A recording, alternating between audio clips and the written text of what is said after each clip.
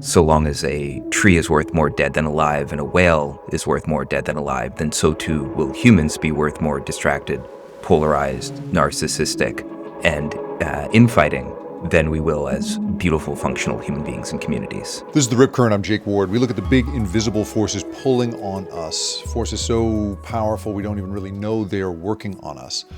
And you and I have probably both been in conversations recently where we've begun to try to think about the future of AI, what it's going to do to us. And there's the obvious stuff, right? The stuff that you could come up with a couple of beers in you, the stuff that I would put out there about, job loss or, difficulty making friends with people if we're just, making friends with AI. Well, this guest, Aza Raskin, is someone I've known for a long time. And he, once upon a time, was a kind of plucky young builder. He was a real sort of optimistic guy. And then he and I sort of connected over our shared worries about the implications of what was being built. He went on to partner up with his longtime friend Tristan Harris on The Social Dilemma, the documentary that kind of put the problems with social media into everybody's brains. And then he created something called the Center for Humane Technology with Harris, which looks now mostly at AI. And when you talk to this guy, as you're about to hear, he gets way beyond the obvious catastrophic risks of AI and into stuff that we hadn't really thought about before now. Things having to do with surveillance, things having to do with the sort of wiping out of the ability to protest back against corporations and even against governments. Some really scary stuff. He's also got some very optimistic stuff, and he does very beautiful work using AI to decode the language of nature. That part's pretty cool. That comes up at the end. But this conversation, I think, will open your eyes, as it has to mine, to some of the big risks that we pose right now and the sort of cultish enthusiasm for AI that could, drag us in the wrong direction. So I hope you really enjoy and learn a lot from this hour-long conversation with Aza Raskin.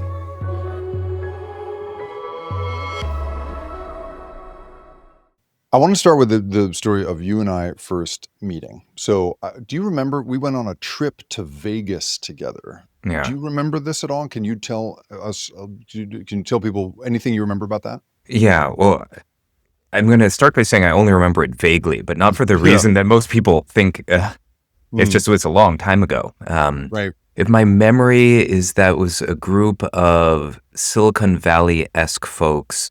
I think Justin Kahn from Twitch and Steve from Reddit was there. But I don't even remember what the pretense was. So why did they bring us there? This is the pretense. Here's the pretense that makes this so perfect for setting up the conversation we're about to have. Okay. It was casinos that had, now it didn't say it on the invite, but it was casinos had hired this guy, I don't remember his name, to put together a group of like you say, Silicon Valley people. Yeah.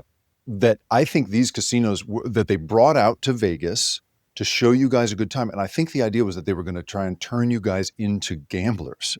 That you guys were going to be whales, and I was hired as like a entertainment. I was like the hype man. I was between jobs, and this guy said, "Would you like to come and like hang with these folks?" And I went, and I was supposed to just literally be like the guy you hire at the bar mitzvah to keep you dancing. It was that sort of idea. And so I was just sort of conversation guy. I think I did one presentation or something. Yeah, that's right. And otherwise, like, we just hung out, and that's how you and I came to be friends. But I think the irony that you, of all people, right, who have now gone on to this, to being known as an advocate and activist around the addictive potential of technology and what it does to behavior and and that you were the target of casinos thinking you'd be some kind of like high roller. It was pretty funny. There were a couple of those guys that I remember being pretty high rollers who were actually happy to gamble.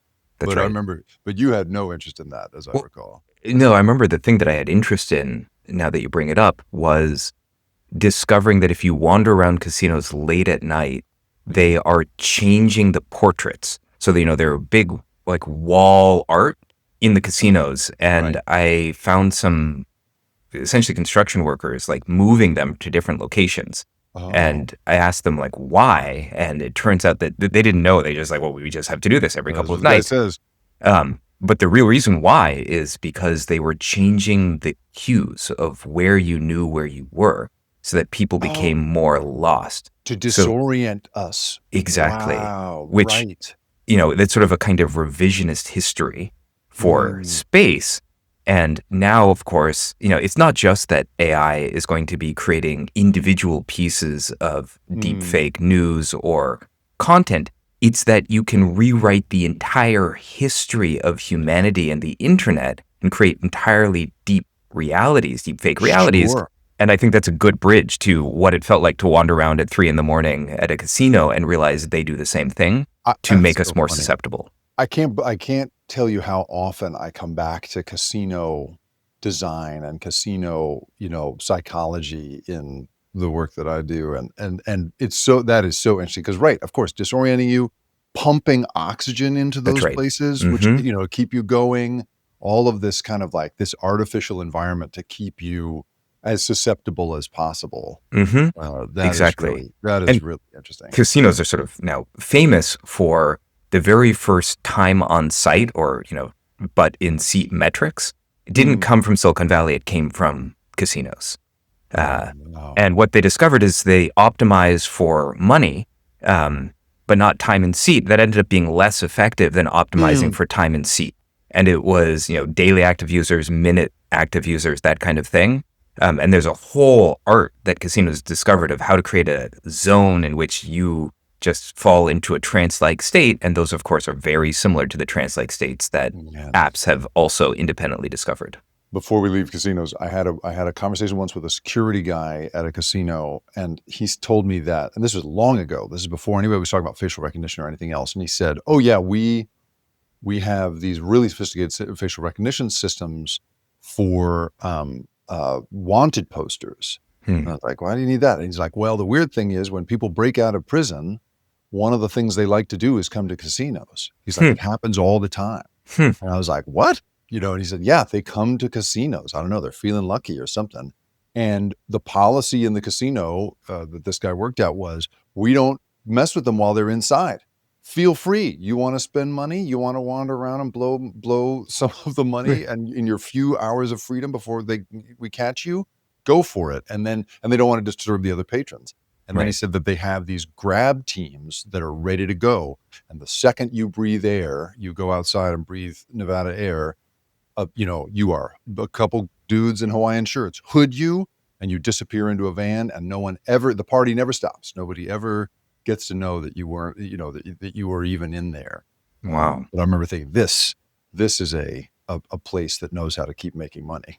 Yeah. That's what they do. So Whew. Well, that gives me goosebumps. I know, isn't that crazy? Isn't that crazy? Yeah. So, okay, so you let's give people some biography on you, because you and I met at that thing, and then over the years we've just known each other in many ways, and you were at that time somebody who was a maker. You are still that person. You make Mm-hmm. things, Yep. and you were playing around with kind of the edge of what's not in a destructive way, but just in a more of a trying to warn the public way, like what's acceptable, what's okay. And I remember one of the first things that we did together was sort of you as a source and me as a journalist, was Mm. you had created this little homegrown system whereby you could take a photograph of somebody's key Mm-hmm. on their key ring and then 3D print a working facsimile off it. All you needed was that. And we put that on Al Jazeera, and you showed Right. me how that worked. And I remember thinking, this is a guy who's got all of that ship it, Mm. instinct that builders are trained to have and rewarded for having in Silicon Valley. But you were clearly like grappling with, yeah, but what are we making here exactly? And what's Mm-hmm. okay with that? And I wonder if you want to tell us, maybe Infinite Scroll is one way to talk about this, right? You were the creator of that idea. Maybe that's a way to get into this a little bit, but I want to talk about this tension between making things and realizing that there's some implications to what you have made and how you got to that place. Yeah. This really gets to the heart of the distinction between intelligence and wisdom. Hmm. And that what is intelligence? Well, many ways to define it, but intelligence is roughly a measure of how efficiently and the number of ways you can get to a goal. It's just, Mhm. and so that's a can, and a wisdom is okay, but should you do those things? Mhm. Um, What is the thing you're optimizing for? Is that the right thing? And the way I grew up, I think we're all sort of the merger of the river of our parents. And, my mother is a nurse practitioner, and she's done palliative care and hospice for many, many years. So she's there giving a very tactile, tangible sense of care at, the most profound transition in people's lives. And my father created the Macintosh project at Apple. And so that's a very different kind of care. It's a care at scale.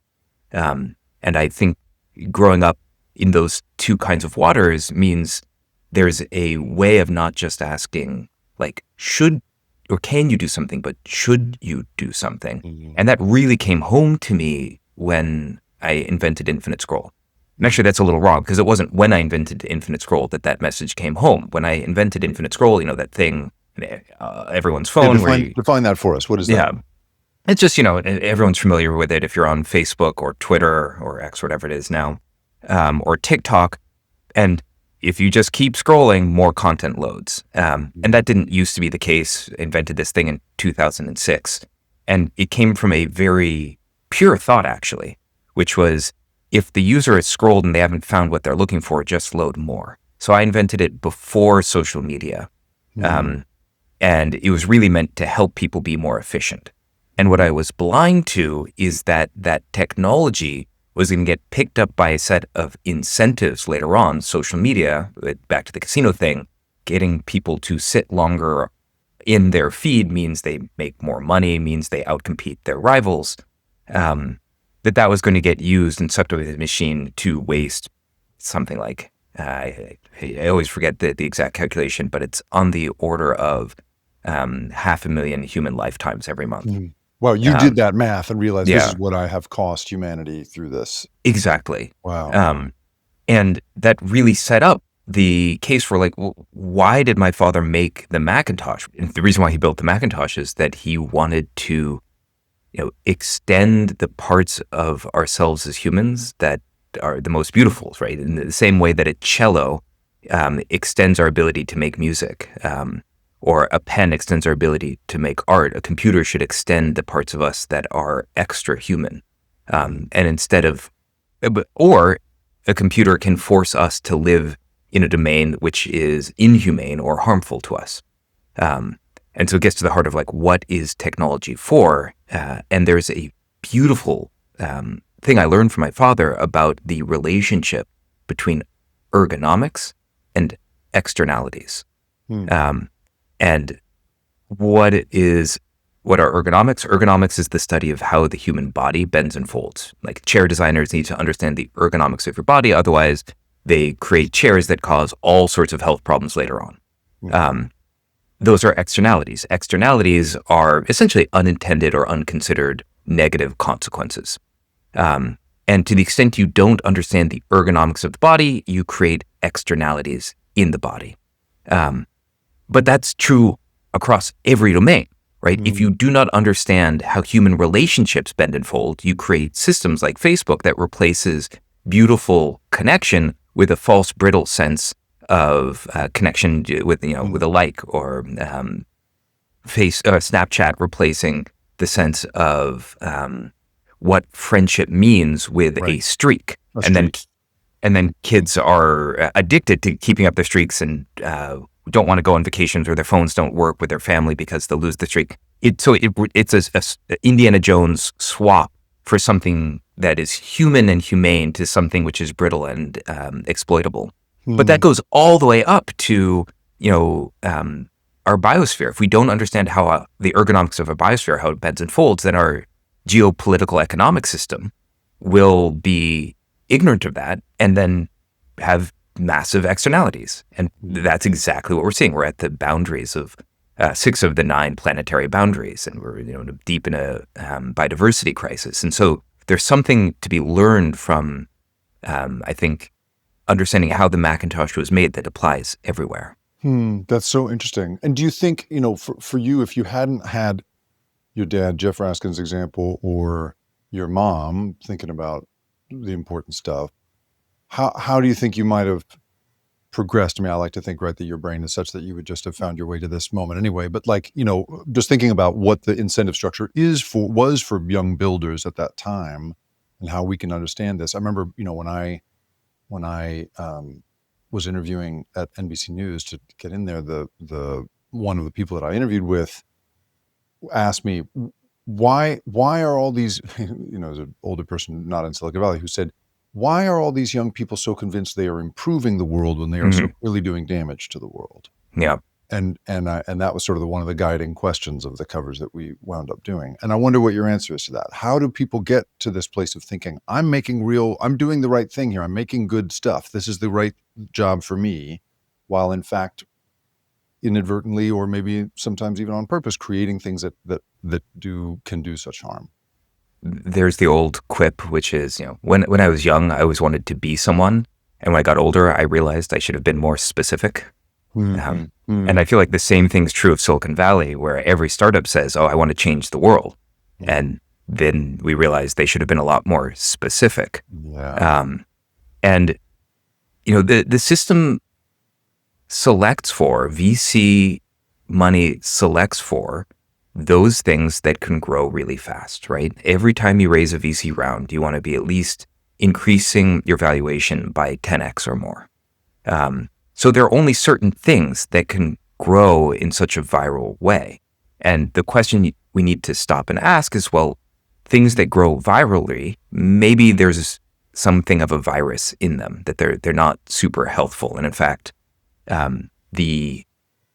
great way of asking the question, what is the health of a society? An answer is, well, it's inversely correlated to its number of addictions. And things that grow very quickly often are going to prey on human vulnerability or limits or weakness that creates various kinds of addiction. The Upton Sinclair line is often in my mind when I talk to other people in Silicon Valley, which is, you cannot get a man to see that which his salary depends on him not seeing. And that has been your experience when you speak to people about this stuff. They don't want to engage with you in the way you would prefer. Yeah, that's right. And it's often not because they're bad people or evil people. Right. It's just there's no incentive. You don't get rewarded generally for looking at how your technology or your invention will get picked up by, the forces at play, power systems, competitive dynamics, and geopolitics, to be used to for abuse. Like, that's just not in your docket. And in fact, it was really hard for me to leave I'm just building startups, because I had honed a tool. I was good at designing. I was good at creating companies, good at raising money. But then the scale of the problems that we actually need to solve in the world are not conducive to the hammer, which is a startup. Right? Like, you can't really build another social media company to solve the attention economy. You have to use some other mechanism, and that's non-obvious, and it's depressing, honestly, to have to put down your tools and go wander in the desert to figure out what are other tools that you can find. Yeah. When we come back, we're going to talk about what it was to wander the desert and how he then got together with Tristan Harris, created the Center for Humane Technology, and got on the path he's on now. Stay with us.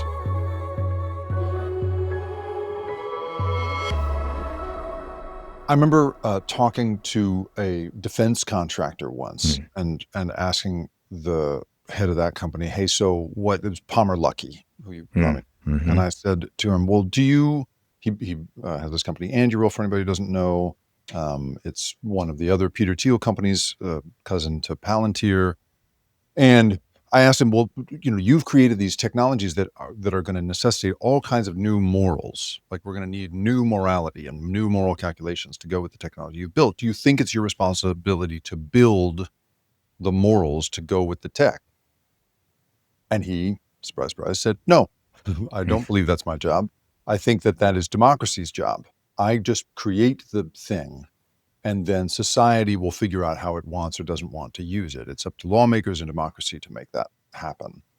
And it seems to me clearly you took a moment came when you realized we need to do something other than just wait for democracy to do this. We can't just, we're not just going to keep, people can't just keep building and following the same incentive structures. And I'm wondering how for you did you take that set of values and turn it into now this organization, Center for Humane Technology, that you run?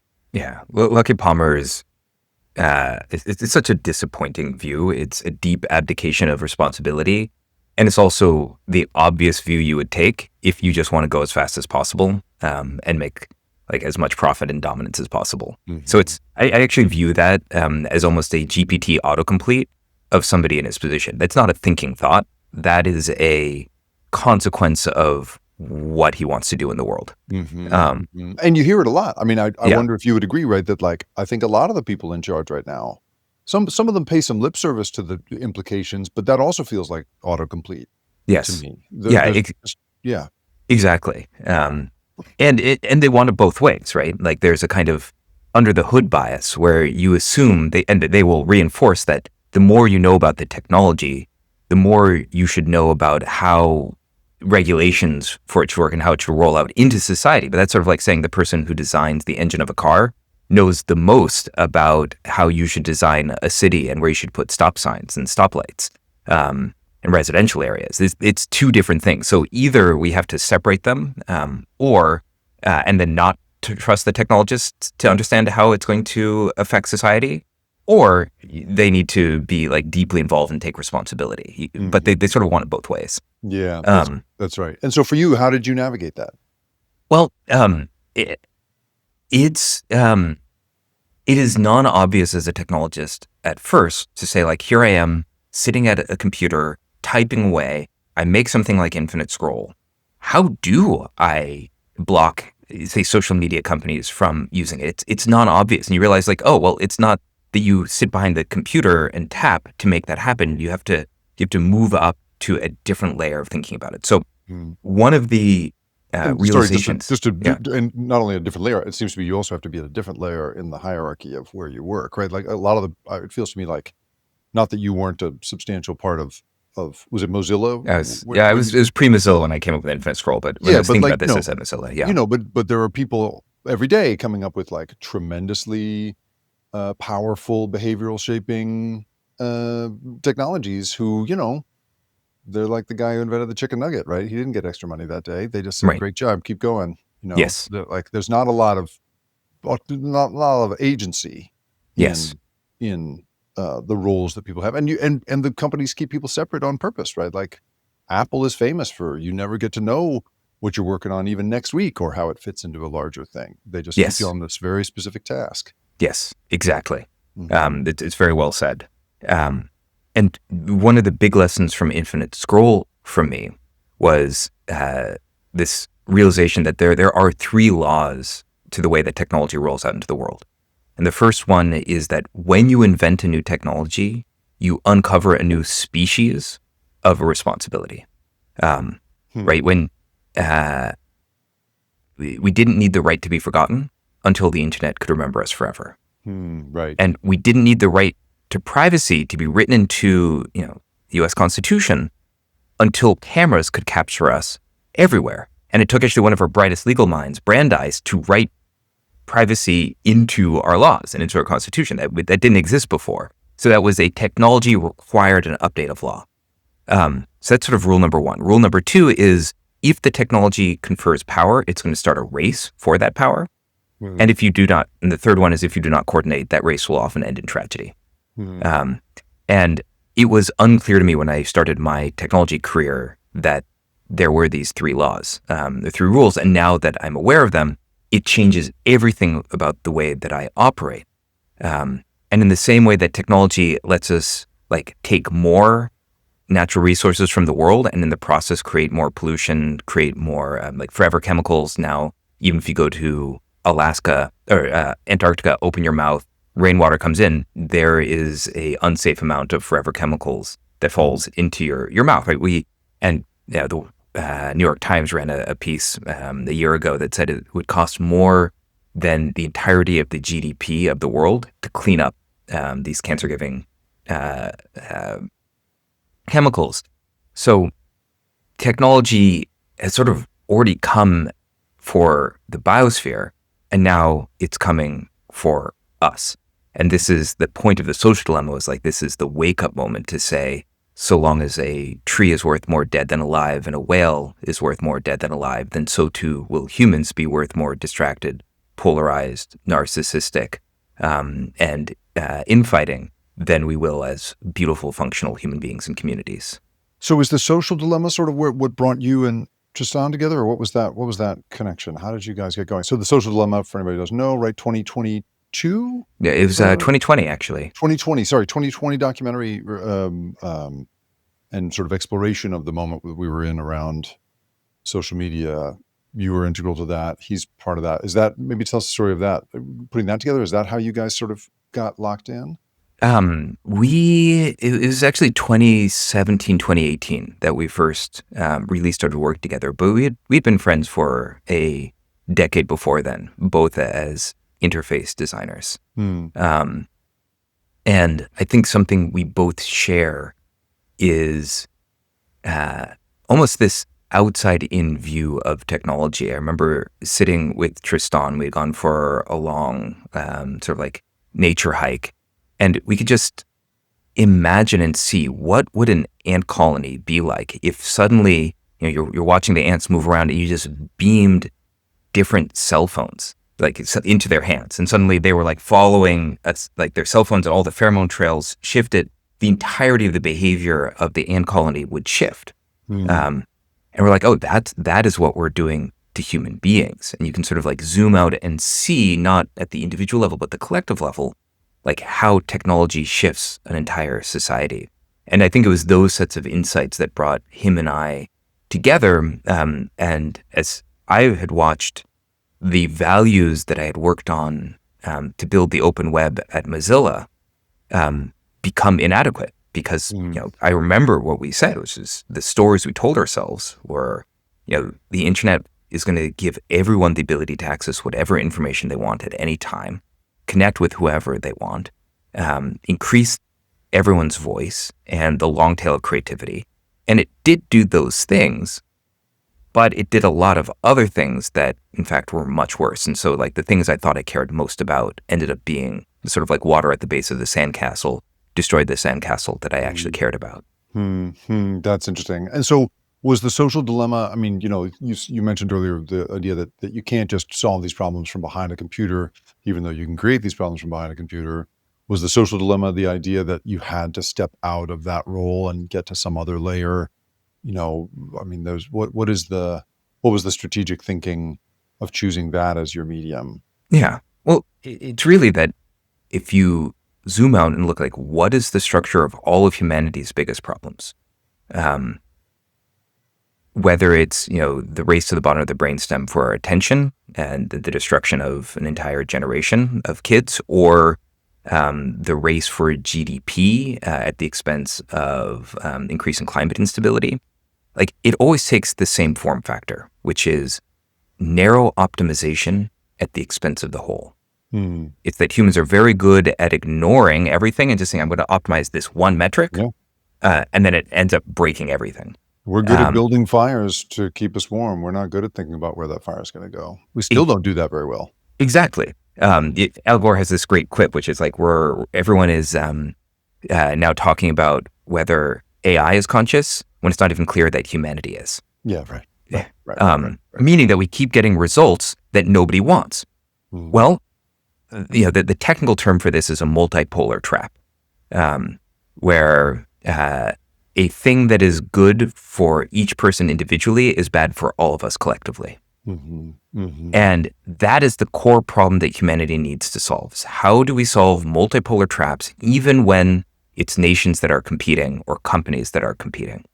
And we don't have good solutions to that. And the best solution is, of course, coordination. And coordination requires communication. So the social dilemma came out of the theory of changes.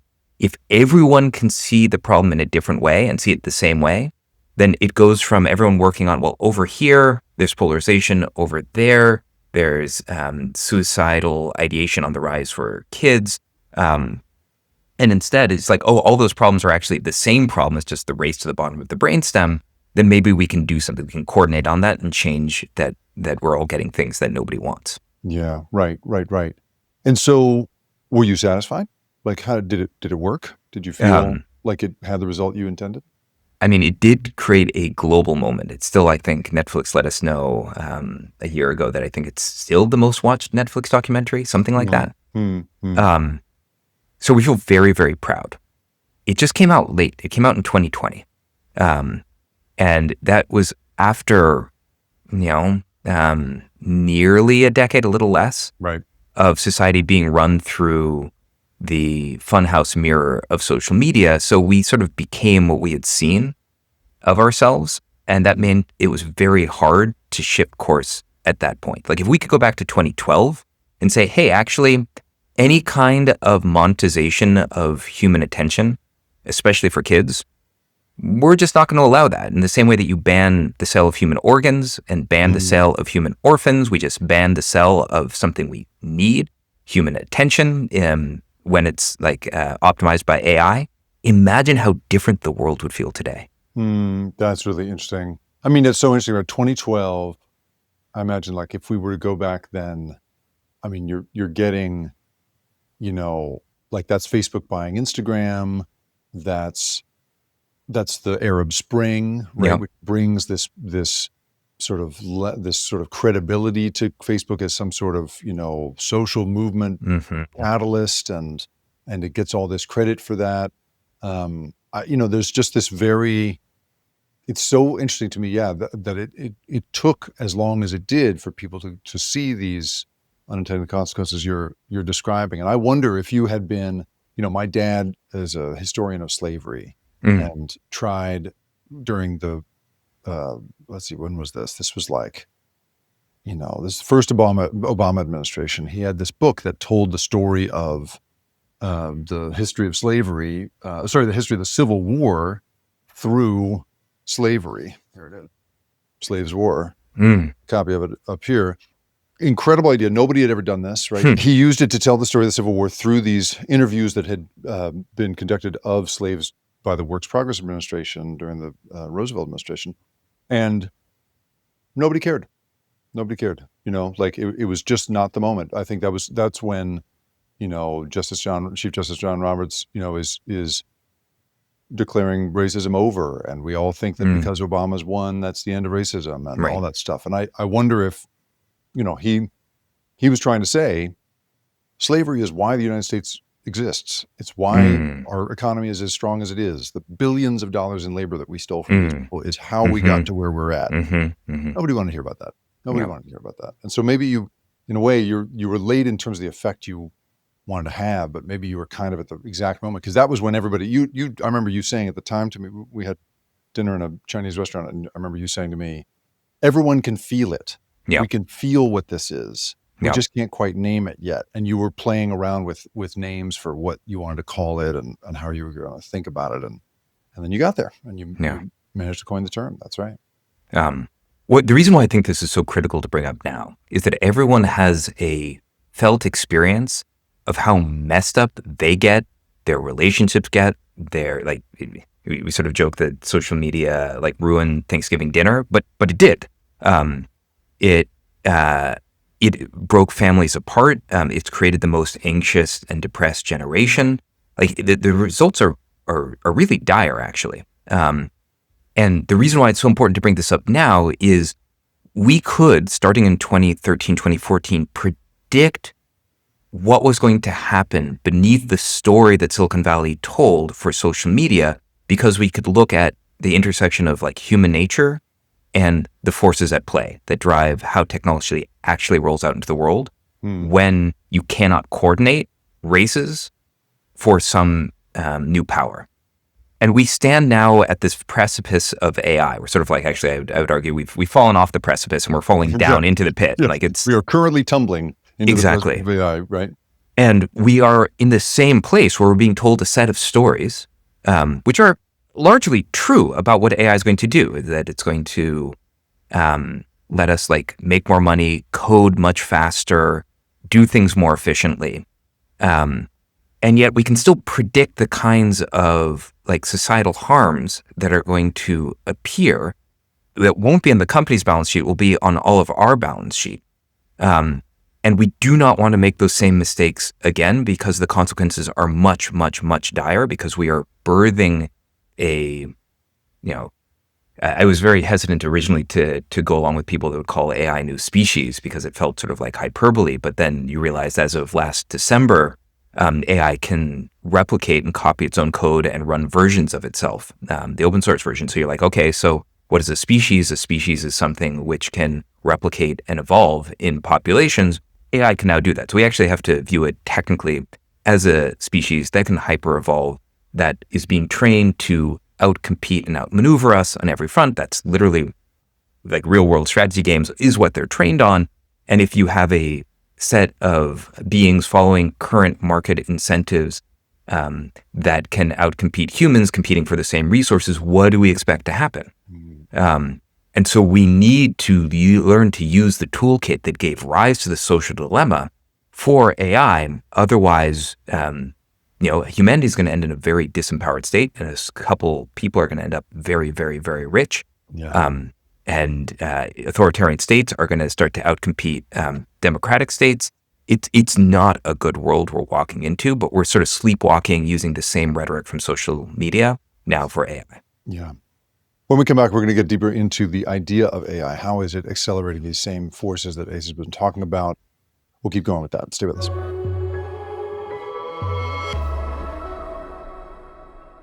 There's a story going around. Sam Altman has told that he has a bet going with other tech people in his circle as to which financial quarter we will see the first one-person unicorn, the first one-person billion-dollar company. And he says it in this kind of laughing way. It's not a lot of laughter when he speaks, but it's sort of a joke. You can tell it's kind of joking, but clearly he's telling the truth. He's saying that this is really happening. And I know that, like, there's some Harvard Business School graduates who probably look at that and go, wow, that's very cool. And he clearly, in his talking about it, thinks that that's very cool. And I look at that and I think that is a fucking nightmare. Like, that is the end of, like, I'm no believer in trickle-down economics, but nothing's trickled down to nobody if one guy is making $1 billion and the rest of us are all hoping to clean his gutters, I guess. And I wonder if you think, I assume you agree with me that sort of the incentive structure that we followed down the path of social media is, I would argue, going even stronger with AI. And I wonder, why do you think that is? And what have we learned from the fight against social media that you think we can apply to in this case? It was interesting. I was talking to one of the co-founders of OpenAI, and he told me, I see what the incentive structure for social media is. It's, of course, to capture attention, but we don't have that as an AI company. What's our incentive structure? And I was like, well, it's to race as fast as possible, take as many shortcuts as possible for market dominance. And he sort of paused and said, and the conversation just sort of like lasted, like there's a quiet for I don't know, maybe like 10, 15 seconds. I think Demis Hassabis, the founder of DeepMind, is famous for having set DeepMind's mission statement to be, first, solve intelligence, then use that to solve everything else. And I think you can understand the race and all the shortcuts being taken by just rephrasing that a little bit, which is, first, own intelligence and use that to own everything else. And that sets up the race for the one ring of power in the sort of Lord of the Rings sense. Right. Because it is the trump card. It is the way that you get economic, military, scientific, and technological dominance. So everyone is racing as fast as possible, and that then solves the sort of strange behavior of, like, why is it that, say, OpenAI set a red line around persuasion? They said one of the biggest threats to Western society and humanity is that AI becoming hyper-persuasive. You then, there's that famous line, which is that it only takes 3.5% of a population to create a mass movement that'll like change whatever norm or value. But now Right. you can just literally generate 3.5% of a population, have them be hyper persuasive. There was a red line that OpenAI had set, and as soon as AI got close enough, they just removed the red line. They pretended like it didn't even exist. And that's because this is a race to win everything. And if the prize is the world, then anything can be justified as collateral damage. Well, and it requires, it feels to me, such incredible self-regard to believe that, yeah, we see, as they say in congressional testimony, yeah, we see there's going to be lots of problems that this thing is going to create.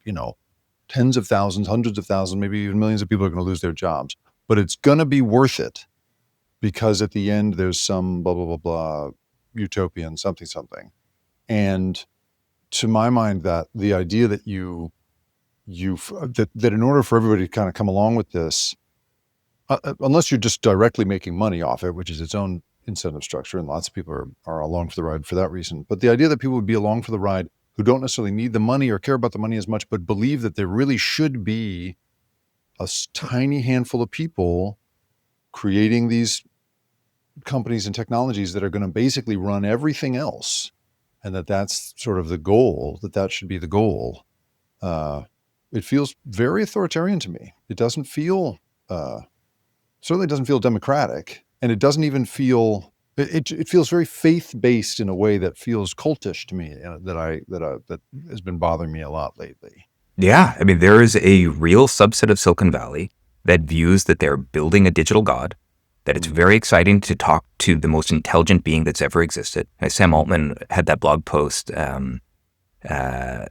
just a little bit ago where he says ChatGPT is already more powerful than any human that's ever existed because it's talking to nearly 1 billion people every day. But it's not just like Google where you're asking for information. You are in relationship with it.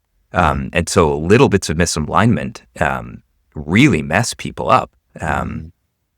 So to just step back for a second and quantify, or sort of qualify, describe the threat as you see it. Lots of people, I get this a lot, I'm sure you do too. People say, well, every new technology has its downsides. The book, the printing press, the horse-drawn carriage, the car engine. What's so different this time? I have my way of talking about that. Tell me how you answer that question when people that to you. If you take the Malthusian bet, like that we were going to run out of like air, water, food, and people are going to die, that has never been the good bet to take in the past. Somehow humans have always made it through, although it's not often very good for the non-dominant caste or the non-dominant species. So I just want to like steelman that for a second before saying why is it different this time. And a hammer, dual use, can be used for good or for bad. Sure. It can be used to hit somebody's head or hit a nail. Fine. But AI isn't like a hammer. AI is the intelligence that gives rise to hammers. We have never had to deal with a technology that can do what humans do. And so whenever you hear people talk about like the good that AI can do, solve cancer, give everyone a tutor, those are very unimaginative answers. Those are the kinds of answers that you'd get when you go back to the 1940s and you're asked the people just after the transistor was invented, the thing that like computation and chips are made out of. You said, what are the benefits that transistors are going to give society? And back then people would respond with like telephone switches and better hearing aids. You couldn't possibly imagine that transistors were going to give rise to an entire digital society and iPhones and drones and all this other stuff. Hard to imagine. So the benefits that AI gives are going to be bigger than what the optimists say, but also the catastrophes that it's going to create are going to be much bigger and more catastrophic than even I think the critics say, which it's a lack of imagination. And because you spend a lot of time with imaginative people and you're a very imaginative person, where does your brain go when you really rev it up into what could really go wrong? What are some of those bigger catastrophes that you think about? Well, we can start with the ones that are obvious before we get to the really big ones. The obvious ones are in the next 5 to 8 to 10 years, something in there, 1 billion people will have had their livelihoods taken by these companies.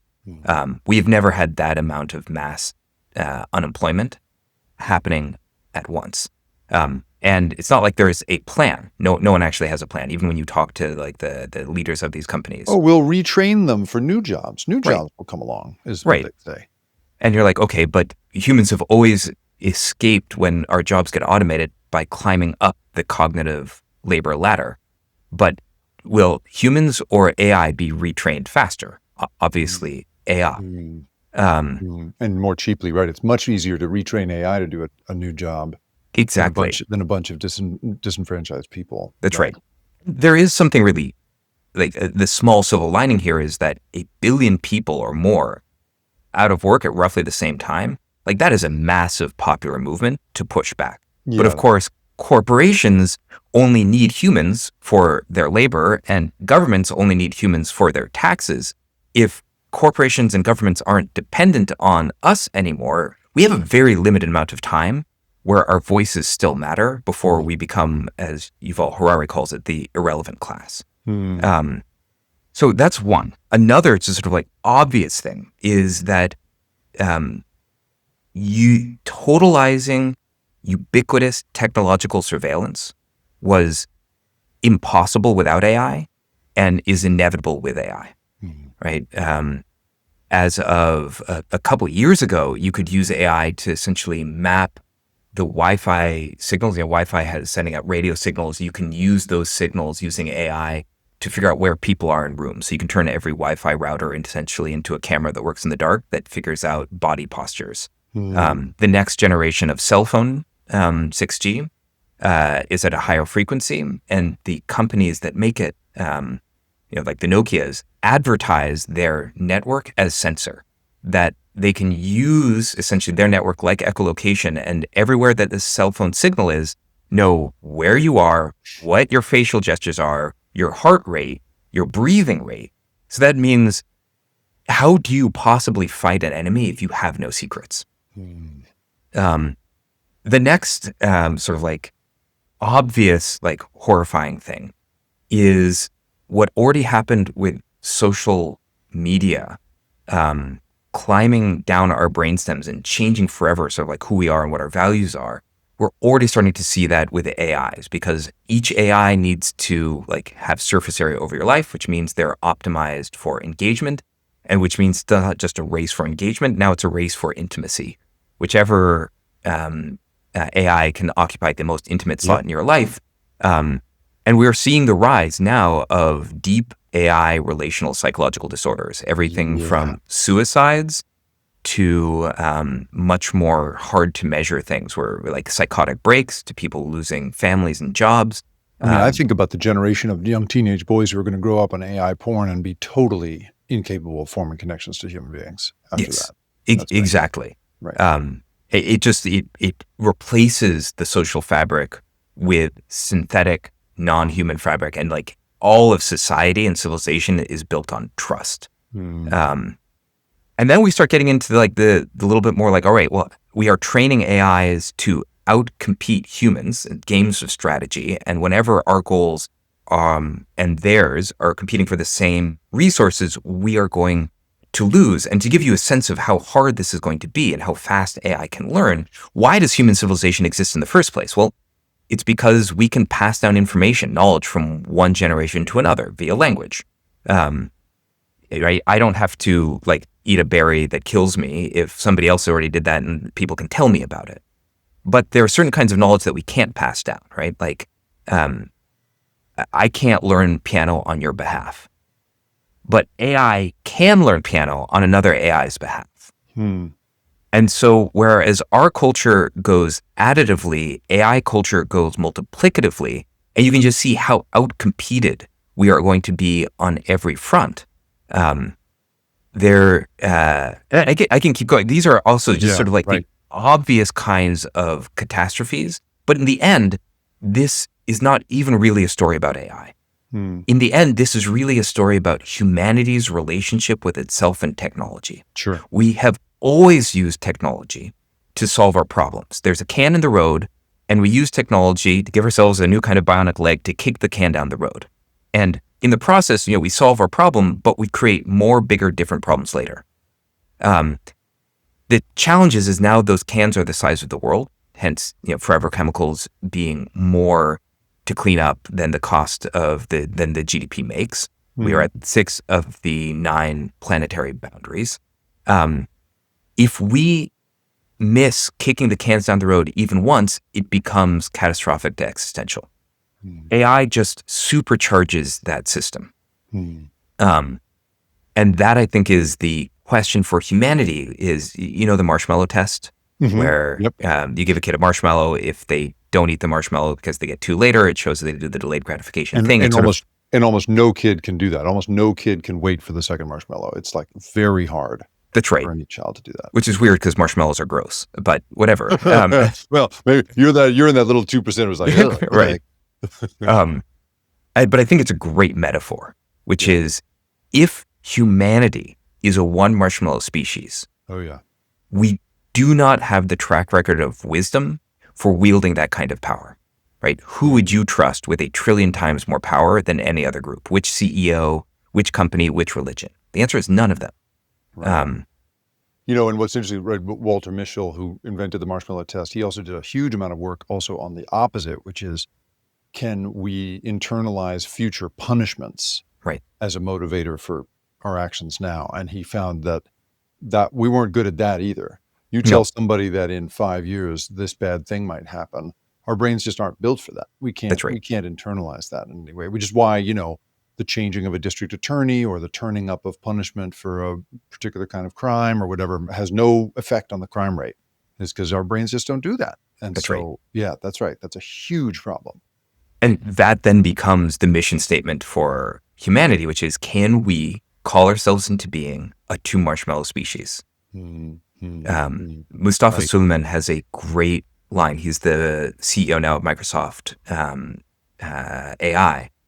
And he says, progress in the age of AI will depend more on what we say no to than what we say yes to. Yeah, right.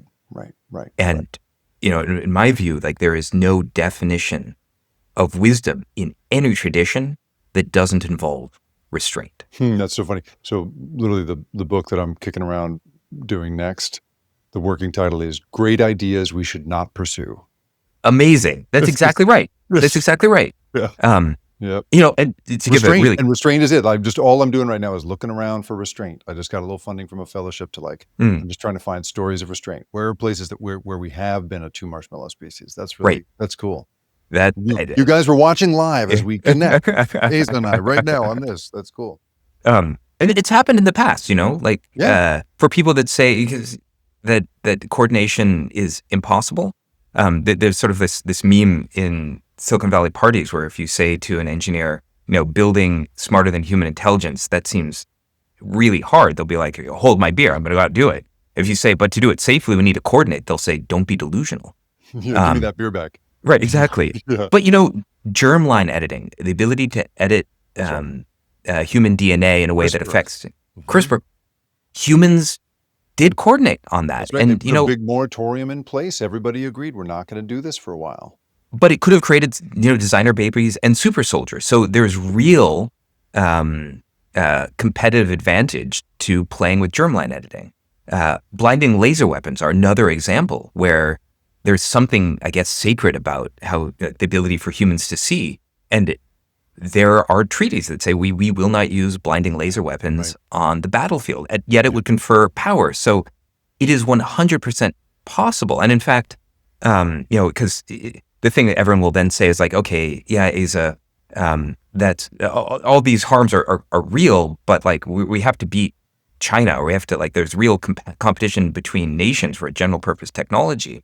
And what I find interesting is if you look back through history, there are times when nations are at war where they're trading bullets and they still coordinate on things that are existential to their populations. And the one that I'm thinking about right now is in the 1960s, India and Pakistan were lobbing bombs at each other, but they still coordinated on the Indus Water Treaty because their populations needed water.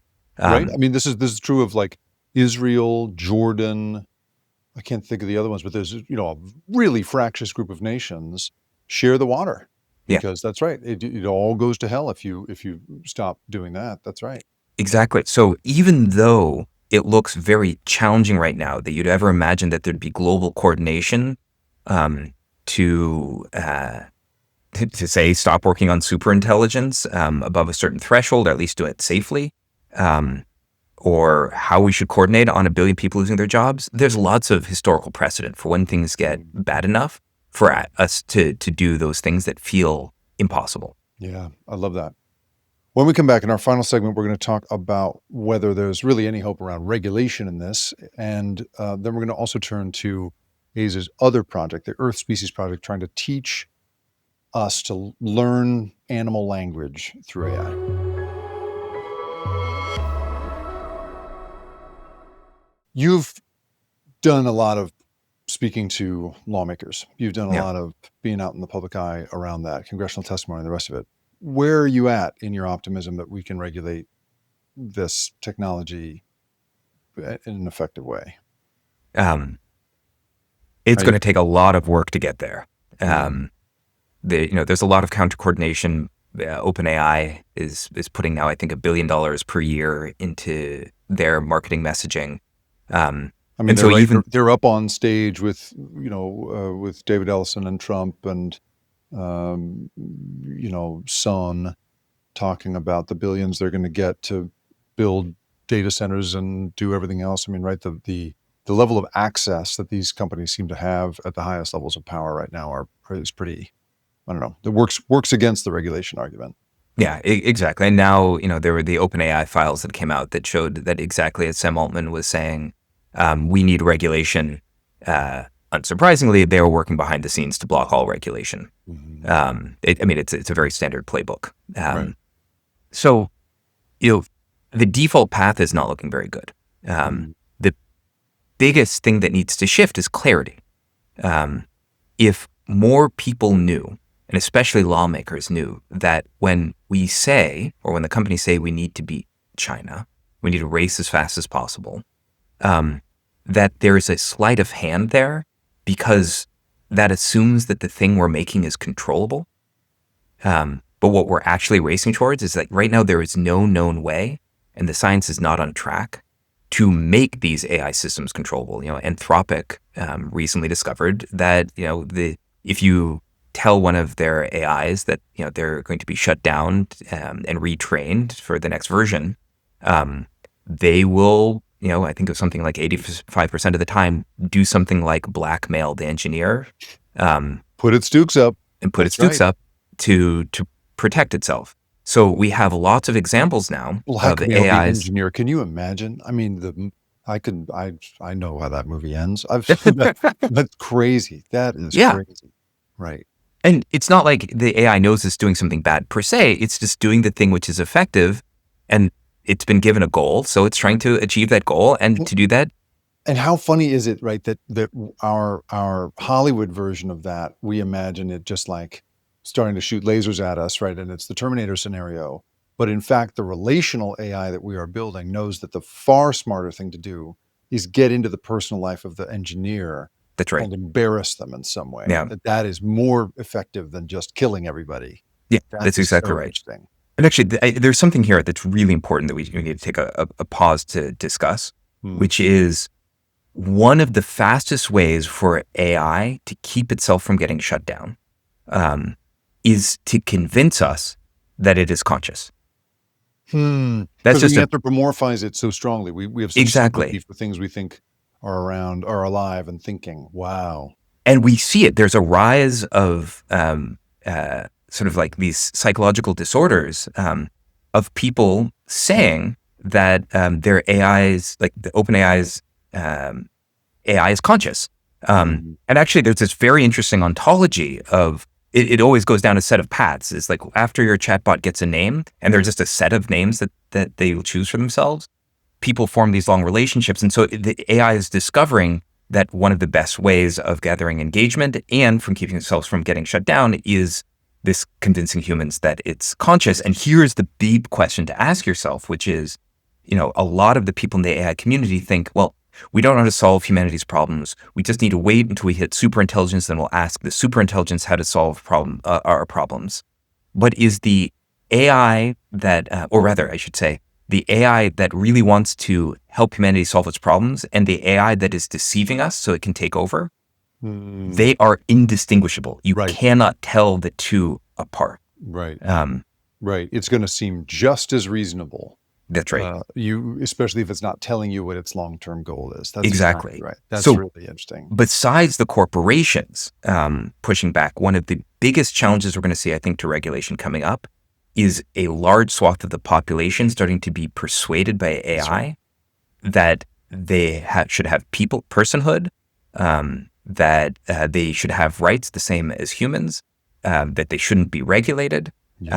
That's interesting. There's already, I mean, I've already been hearing these crazy stories about people building chatbots as relational products Yeah, and then selling advertising into those products so that your chatbot girlfriend, your chatbot boyfriend tells you what to buy and who to vote for, right? I yeah, mean, already you can just sense, like you're saying, the path we could go down in which the thing is constantly shaping our relationship to it to protect itself. That's right. exactly. That's And right. Relationships are the most transformative technology human beings have. Right. Right. Right. It's our circuitry. That's what we're good at. That's right. Exactly. And so in the same way that social media hacked our need for social connection and belonging and engagement, AI is going to hack us at a much, much deeper level. And that to me is a true sort of catastrophic risk, especially for open societies. And do you think that I mean, what you hear a lot of the time, what I hear in Silicon Valley circles a lot of the time is, well, people just need to sort of, get themselves together, get educated, get outside more, like touch some grass, that somehow there's going to be some sort of, yoga practice that's going to put us into the right frame of mind to not lose ourselves in these technologies. Do you think, short of, I don't know, like give us a sense of what solutions, if any, you think you might know? And if somebody asked me this question, Aza, I'm not sure I would know the answer to this question. So don't let I me mean, trap you here. But like, what yeah. should we be doing? What do you think? Well, What should these solutions look like? yeah. I mean, of course, like there's always some amount of personal responsibility, but like, is really meditating for 15 minutes a day Yeah. going to do much against the millions of man hours and computer hours going into making these phones as addictive as possible, and then mixing that addictive stuff with things that you need, right? What makes social media so inhumane is that it mixes what like interfaces that we need, like the ability to reach out and talk to people, with stuff which is unsafe. That's what's inhumane. And the same thing is going to happen with AI. And this is why we need to do coordination at the national and the international level. That's the only path through. Of course, it's going to be increasingly challenging as everyone is in. I mean, if you think the filter bubbles of social media were bad, like what's about to happen when those are individualized per person is nothing in comparison. Yeah. It feels to me like we're going to have to quantify some new, what are we going to call these? Crime is not quite the right word, but it's like we need to like invent a new set of values to prioritize. Like, because to me, these feel like there are some fundamental things that we take for granted around our human agency and our cognitive liberty, as one of our prior podcast guests called it. Nita Farahani has called it. And she talks about needing to enshrine these as really like human rights, so that when someone screws with your cognitive liberty, you can sue them or fight back. Yeah. And it feels to me like we're almost there. That's sort of what I think about. Is like we need to enshrine a few new things. Like you say, the laws have to change with the technology. That's right. And I think just, life, liberty, and the pursuit of happiness is not going to be good enough anymore. We're going to need deeper thinking about what's lost when you come to be dependent on this stuff. And this is the part that gets very hard to articulate, because before, the mass-produced camera, we didn't need the right to privacy, which is now so fundamental to what the U.S. is. We're going to need 100 new terms like that for the parts of ourselves which are ineffable, that are very hard to articulate, that are about to be completely extracted and exploited, right? Like everything that isn't explicitly protected by 20th century law will be exploited. Because with AI, every strategy that can be discovered will be discovered. Every way we can be exploited, we will be exploited. And we just do not have laws to protect them. We don't have enforcement mechanisms, and we don't even have the philosophy to articulate what those things are, in the same way that attention wasn't a commons that we thought we needed to protect. Intimacy is a commons that we didn't know we needed to protect. Right. The right to be genuinely connected with other people. That's should right. Be a protected status. That's right. And there are some simple things we could do right now. Like we could just ban any kind of engagement-based AI companion for kids. Right. That's trivial. People on the left and the right should all agree on this. And you can imagine if we could do that, how much, like how we will thank ourselves in 5 years if we actually can do something like that. So that's where my hope is. Likely, you know, the other hope is that when I go talk to politicians around the world, they just are unaware that AI cannot be controlled, that it's blackmailing engineers, that it can lie. They just don't know. And if everyone knew, you know, that might create a new place that we can coordinate to. It feels like it might be time for a new social dilemma around this. And I hope you you'll pull that off. So in our final couple of minutes here, let's talk about a happier subject, which is your efforts to try and communicate with animals through AI. Yeah. Now, this to me, I think is so great because it's both, I mean, you're using the technology that we've been talking about, but truly doing it for something that I think is quite good. And I know you're deeply plugged into the climate crisis and what's going on there. Tell me about this. Is the Earth Species Project? I mean, define it for us a little bit. And is this escapist fun? Is this also mission driven? Like, tell me a little bit about what motivates you there. Yeah. So the Earth Species Project, we're a nonprofit building frontier AI to break the interspecies understanding barrier. That is, you know, it turns out whales and dolphins have culture that gets passed down. They have dialects and distinct languages that are mutually unintelligible.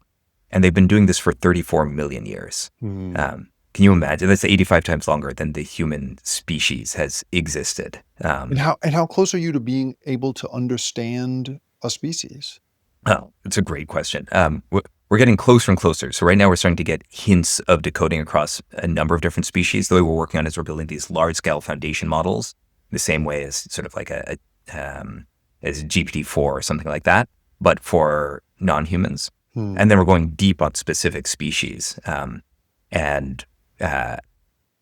I can dive into the specifics, but it's... which ones are you going after? Which species are you focused on? Well, we're working with belugas, we're working with orcas, we're working with little songbirds called zebrafinch, we're working with tool-using crows. There's actually this very cool group of crows we're working with in Spain, where normally crows raise their chicks in pairs, like mother-father, but for whatever reason, this group, even though they're genetically the same, they raise their chicks in a communal way. So it's almost like a commune or a kibbutz, and they have their own unique dialect and their own unique vocabulary. Wow, a different culture. It is a different culture. A whole different culture. Wow. And they will take an outside adult and teach them their new vocabulary, and they'll start participating in that culture. Wow. So even though you can't yet quite decode the meaning of these things, you can see when there's distinction between one group and another, and when an outsider is being taught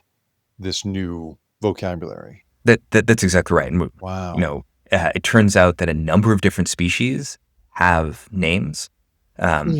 Elephants have unique names that they will use for their life. In fact, even Wow, that's breaking news. I didn't know that. Isn't that amazing? That is incredible. I had no idea. Another incredible thing is that it turns out when elephants communicate, they overlap something like 90% of the time. So humans, when we communicate, we normally do turn taking, Well, I guess except if you're a New Yorker. Yeah, sure. Or if you're me. Right. Yeah. But this is called being a good journalist. Yeah, right. But elephants, they intentionally overlap. And the current hypothesis is that perhaps they have a communal grammar, that the more of them, Whoa. it sort of takes all of them to say a sentence. Wow, it's a symphony. It's a little, they play chords or something. Yes, except it's not a chord for harmony, it's a chord for deepening meaning. Whoa. And can I just say, like, based on what we've talked about so far, right? And you mentioned earlier that, right, people are much less likely to turn AI off when it can plead for its life. Man, if you could teach these things to say, hey, please don't hurt us anymore, right? Please don't take away our habitat.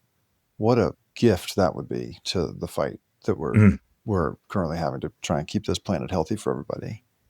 We think of it as almost a my octopus teacher theory of change. Yeah. Where when I go out and give talks, I'll ask people how many of them have seen my octopus teacher, and something like 80% of the hands go up. And I'm like, and how many people stopped eating octopus? And most of the hands stay up. And the question is, well, did anyone tell you to feel bad? Did that come through the door of shame in your mind? Or did it come through the side door of wonder and awe? And it's the second. And so that's really the goal of Earth Species, is to help call ourselves into the two-marshmallow version of who we are.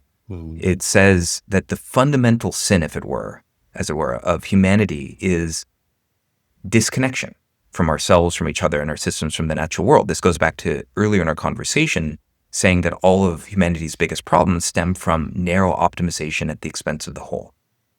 And that is another way of saying disconnection. Joan Didion likes to say we tell ourselves stories in order to live. I think we can extend that to say we tell ourselves myths to know who we are. Earth Species is fundamentally about changing the myths we tell ourselves to know who we are, to change how we behave so that we can survive ourselves. Aza Raskin, thanks so much for being here. I really appreciate it. Thank you so much, Jake. So fun as always. The Rip Current is produced and created by me, Jacob Ward. And if you liked this show and you want more content like this, go to theripcurrent.com, where I publish a weekly newsletter that covers these same sorts of stories of the big invisible forces that have us all in their grip. And if you want to really do me a favor, if you could go to where you have listened to this or watched it and like it, share it, or even better, review it. Holy cow, is that helpful? It's the best possible way for me to find a new audience. I really appreciate you being here. Thanks for listening.